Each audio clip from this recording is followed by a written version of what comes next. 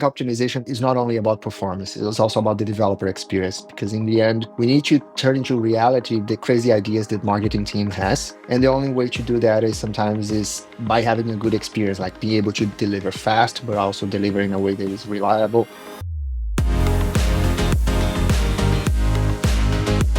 Welcome to another episode of the Ecommerce Toolbox Expert's Perspective. Joining us today, we have Gus from Baerskin Tactical, who's the CTO. Welcome, Gus. Hello, thank you for having me here today. Awesome. Well, very excited to chat with you today.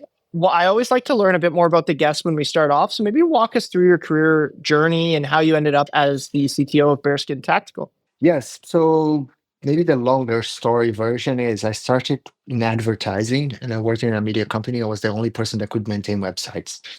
And at some point, I started doing some gigs for a few agencies, ended up with my own agency. And after a while, economy was down. That was in Brazil. I'm originally from Brazil. That's the mixed up accent that you might see with other languages in the middle. After a few years, I ended up as a co-founder of a startup. Didn't go very well, but ended up abroad, ended up in Sweden. And that's when I actually ended up as a CTO co-founder of another e-commerce company, which we are doing a lot of integrations, building, like trying to build a marketplace. And after a few years, ended up here in the UK where I became the CTO of Baerskin. So long story short is I've always been a programmer. I actually been raised with computers at home. Like my dad is a programmer as well. So I learned very from early age. I would say like I don't remember not having a computer at home. So I ended up using that skills at advertising, had my own agency, and that's then became an expert at one specific field over the years. That is the very short version of everything that happened. Very cool. And I know that as the team was doing a bit of research, it looks like you've led a few different replatformings. You guys were historically on off-the-shelf platforms. You've pivoted the business towards mock style, fully composable stack. Yeah, maybe talk to us a bit about some of the limitations and some of the reasons why you went from kind of off-the-shelf monolith to more of a mock style architecture. So that has three parts to this story, three different, completely sometimes unrelated. The first one is in the previous startup that I mentioned in Sweden, we are already building things on microservices for scalability and making sure things were modular. So that was before Mac even became a word. So it just felt right, the right way of doing things, making things that are isolated in microservices, detached, front end with headless, etc. So when I joined in at DivBrands at the time, which is now Baerskin pretty much, there was an attempt by the previous engineering team to migrate out of a monolith system just to Shopify. So we had both systems going in. And when I say a monolith, it's not a monolith, it's more like a spawn of Satan kind of stuff. It was a single PHP file that one guy in India know how to maintain. And whenever we had to fix anything, would be pretty much like a trial and error to delete. Yeah, but the guy that was programming that was also doing that on Notepad. It was absolutely not nuts. Like the system was chaos, pure chaos. At some point, we were trying to migrate to Shopify, but the nuances of businesses didn't allow for that, like multi-currency, multi-language, multi-markets, especially in 2021. I mean, they evolved a long way up from there. So in the end, we decided to replatform to another tool, which is not going to name them because not giving, I don't like badmouth any companies in here, and it's a terrible company. But it didn't work out. We spent 6 months building the entire thing. When we went live, they promised very good SLA, and it was down for like ages. I think the amount of money that we lost in revenue in the first week would supersede what we would pay them in a yearly plan. It was terrible, terrible, terrible.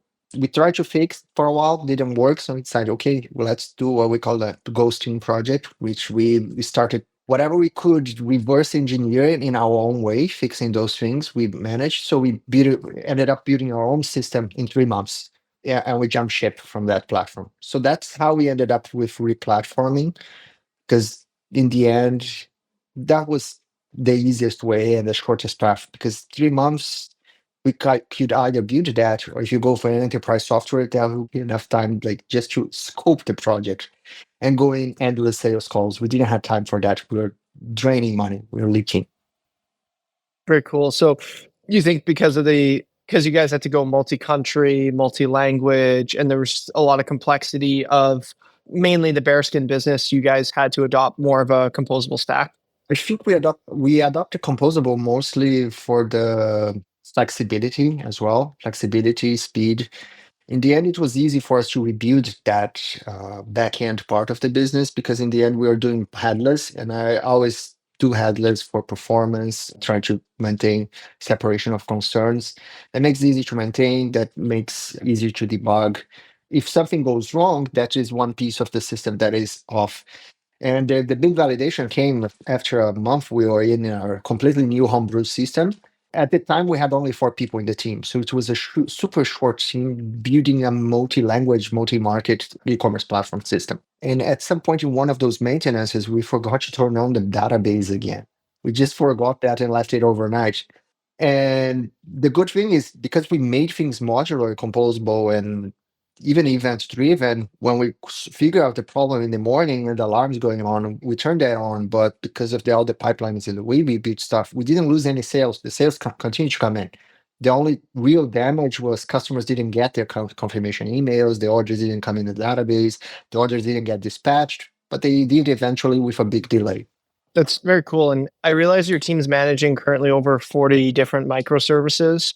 How do you look at build by partner when it comes to what do you build, right? What do you buy? Or I guess buy and partner is probably the same in this context, but how do you look at that as a technical executive? I think especially in the apparel and garment business, the margins are tight, so you need to be very cost conscious. That is one thing that always drive the decisions. It's not only about cost; it's also about like productivity, how much that is going to be. So in the end, a lot of stuff, especially e-commerce, is not rocket science. So we end up like, okay, if we build this and something goes wrong, will we get in trouble? That is one of the questions I make, not only beside like, if you get it right, you only need to get it right once. But if a partner gets it wrong, we don't know how many times they are going to get it wrong. So sometimes we see also building as an investment, and we ended up building a lot of stuff. Of course, that first question, can we get in trouble? There are things we're never going to build, like payment system, things related to compliance, all those things that, yeah, better leave to the experts, leave it there. That is pretty much the overarching idea on top of that. Sometimes, of course, we prefer to build or customize something and just use the bare bones. Also for a strategic advantage. Sometimes you want to build something that is completely different. One good example is our own checkout flow. We build in a way that is super fast to confirm and send the customer the confirmation, even though we are processing stuff asynchronously, because once we know that the payment is going to go through, don't need to wait the entire flow to validate and capture, etc. We just say, if it's good, send them to the next page and let them go. That reduces our checkout time from 32 seconds to 2 seconds. So it's super fast, even though at that point, most people don't optimize, but the customer is happier, right? Very cool. And obviously, you guys operate a global business. So, talk to us a bit about how you've managed localization, tax, fraud. There's different payment gateways typically in different countries, right? Like Netherlands is very big on, I forget the name of the company, but you basically can use your debit card to pay. But if you go to France or if you go to the UK, it's completely different. Like, how have you guys thought about managing your checkout in a composable way so that you can optimize conversion for each different geo? That specific part of the business, we are very lucky that we got some big help from our friends at Google. We work in partnership with them, so they help us a lot navigate those areas, optimize it a lot. In the end, we also use a lot of different payment providers, see what they have available. So instead of trying to connect with Ideal in Netherlands, as you mentioned, or so forth in Germany, this kind of stuff, the bare bones credit card, see what is available on the payment providers we use. So some things are already out of the box available on Stripe, Adyen. We orchestrate payments, so we see what is available, test it out. In the end, offering a lot of solutions is not exactly the answer. We figured out that if you try to keep concise and clean, sometimes it even converts better. So we test a lot of those options. We came a long way across by offering at some point 10 different payment options to now like 4 or 5, focus only on cards and what you call like core APMs. Very cool. And maybe talk to us a bit about which front end framework you decided to, you mentioned headless, but which front end frameworks are you thinking about? I know there's a lot of people that had a lot of opinions on React over the last couple of years, and Netflix famously said that they moved everything off of React back to vanilla JavaScript. Maybe talk to us a bit about like the front end frameworks that you're thinking of using, and or that you used, and why. I mean, if I could, I would build everything in vanilla JS, super efficient, etc. But we use Next.js when we use React. There are a few reasons of that. It's not the most you can always optimize further, but I think optimization is not only about performance, it's also about the developer experience, because in the end, we need to turn into reality the crazy ideas that marketing team has. And the only way to do that is sometimes is by having a good experience, like being able to deliver fast, but also deliver in a way that is reliable. Sometimes using something out of the box just to test and validate. So React is a great ecosystem for that. That is why we use it. And sometimes we even rebuild a lot of times the same thing over and over again. As we iterating, we are improving, we are making it more efficient. Good example is at some point, most of our ideas and things we want to test, we use out of the box or even libraries that does something.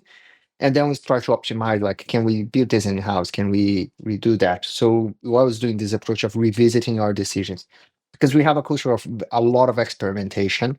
So we try to build things fast, validate the idea, and move on to the next thing. So we were discussing yesterday, like I think more than 70% of our experiments fail. They never go fully live, or I mean, they are tested, but it doesn't mean that it is going to work. We need to experiment a lot and test to figure out what it works. And it's the ever shifting context of e-commerce. The world is changing fast. You need to also follow that pace. Yeah, no, Gus, that makes a lot of sense. And you mentioned a few times now a culture of experimentation. And obviously, tech consistently changes.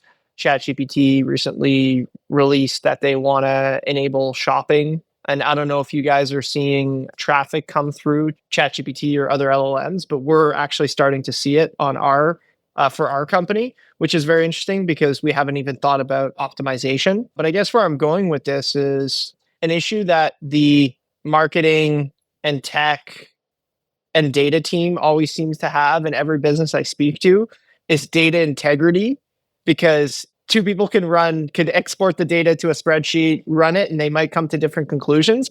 Maybe talk to us a bit about how you've kept your teams aligned around clean, reliable data so that when they go to run tests, they're optimizing for success. Because like you mentioned, most experiments fail at the end of the day. But if you're starting with the wrong data set, you're probably going to have a higher failure rate. So yeah, maybe talk to us a bit about that. Our data team does some miracles to making sure data is consistent, and we actually working a lot with them. Like sometimes you push something quickly to production and then you figure out, oopsie, I forgot this, or there is some inconsistency. So we're always revisiting, fixing that, trying to backfill anything that is wrong. And then the data team needs to both keep an eye on the quality, and we work to that. The data team is part of my team, is actually, but is a sub team that mostly works in this fine line between our team and the marketing team, because in the end they need to understand the needs. But it's a lot of collaboration and cooperation on that, making sure we are all on the same page. That makes sense. Do you have any examples in mind where marketing team came up with something that was really crazy that pushed your team, but ended up paying off from like a ROAS or return on investment standpoint? There is a lot of those. To be honest, I would really love to talk about one of the things we are actually developing now that we're planning to push it live, but I can't yet. Maybe in a follow-up we can say how that is going to plan out, because that is a crazy project we're working on. But in reality is most of the times our checkouts, different ways of selling. I think the one that is, we would say, it's a love and hate relationship is the bundles. We started bundles as a just a temporary solution where you sell like two items together as a pack of one, like packs. We just tried it out. It working so well that it became now most. If you go to our landing pages on our website, you see most of the stuff are now bundles. And that was a huge headache for our team for a long time, because there was a completely different way of selling. So we just put something together, two and two, started selling like, oh my God. And then we had all crazy sort of data inconsistencies like, oh, we don't know, we didn't say what customer selection was. did they order Excel or green? And then we had to infer from events like, oh, actually the last selection was this. That is actually what the customer figured out. So in the now it's very stable, but it took last 3 or 4 months as this we saw this thing growing, like we catching up and like, oh god, this experiment became. I think that is one of the things. Like sometimes those quick fixes, yeah, that's another experiment that's not going to work. Let's just put a temporary fix. That temporary fix becomes permanent, and you don't know. I love that. And obviously as a CTO, you have to think about AI. Maybe talk to us a bit about how you're thinking about AI. So just maybe to frame it, there's kind of two different topics we could take. There's number one, how to use AI on your web properties to drive conversion.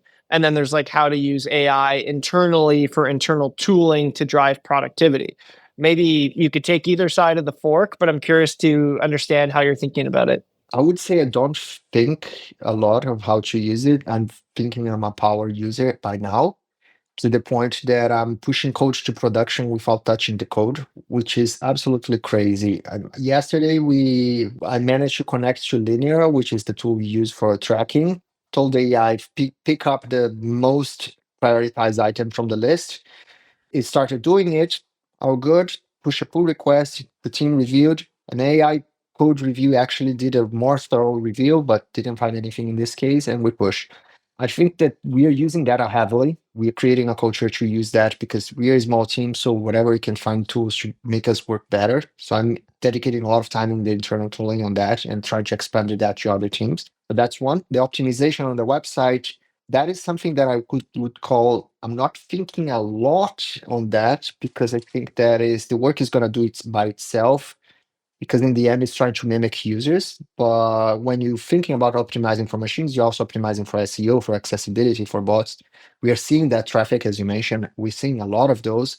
I'm more concerned about the ones that are trying to mimic humans that they don't say you are a bot, and there is a lot of those. But I think the work is, you need to be aware, but it's not my core priority to think about that, in the sense that it is changing, the shift is changing the landscape, but we just need to be aware and continue to do what you're doing, which is making sure that the pages are optimal, they're accessible, they're fast. In the end, those things are going to pay off. And of course, you can think a lot of AI without thinking about the humans, and the humans using AI, that is something that is not going to change in the end. No, that's really cool. I mean, sounds pretty advanced from an internal tooling standpoint. I speak with a lot of executives and I think they ideally want to get to that state. So it's really cool. It sounds like you guys are already there. Do you have any advice for people that might be listening that are maybe stuck on a legacy tech stack? They're afraid to replatform or kind of take it in house and take control of their own destiny. Yeah, maybe talk us through how you've thought about it historically. I've been seeing more and more companies not only getting out of the monolith, but also building in-house. And I think, especially now with tooling, AI tooling making super productive, it's becoming easier, to be honest. It's becoming easier and it becomes less scary. I would say the first thing is don't be scared. The second thing is you're going to commit mistakes. You're going to commit a lot of mistakes, and accommodate for those mistakes and make sure they're contained. I think the biggest error, and I see on companies, especially any big projects, is try to grab everything and do a big turnkey event. That is never going to work. And by the time you finish a 2 or 3 year migration project, whatever you get to is already outdated. And if that was the reality 3 years ago, as you mentioned with AI, etc., the world in 1 year, that is definitely going to be very different from whatever you build. So I would say take baby steps and try to replace parts of the system progressively, try to see where would drive more value, get small wins, and those small wins will motivate the team to move forward. But also those small losses, we learn how to not commit mistakes. So it's a balance. Like, okay, this is critical system. If I move this, I'll actually have a lot of progress that will make a huge difference in my business. But also, let me do this small thing here so I learn what can go wrong, so I don't cause a problem. So let's say maybe start with the cart, parallel test both of them, but don't start with the checkout. Leave the checkout for when you feel more confident as well. But there's no perfect, and that is, most projects fail because it's fear of doing something wrong, and it's not learning from the mistakes, would say that. And that is most are cultural things, because technically it's viable, it's feasible. You see, we did it with a small team of 4 at the time. A lot of companies do of that, do with small teams. You see a lot of like AI companies that are run by 1 or 3 people. So it's getting even easier. So, and the more the time passes, the more you can see materials, case studies, and other information about people that manage to do it. Very cool. Well, thanks so much for spending the time with us, Gus. Congrats on all the success. We really, really appreciate you taking the time today. Thank you. The e-commerce toolbox expert perspectives is brought to you by Noibu. To find out more about Noibu and how we can help you debug your e-commerce site and rocket your revenue, visit www.noibu.com. That's noibu.com. And then make sure to search for the e-commerce toolbox expert perspectives on Apple Podcasts, Spotify, Google Podcasts, or anywhere else podcasts are found, and click subscribe so you don't miss out on any future episodes. On behalf of the team here at Noibu, thanks for listening.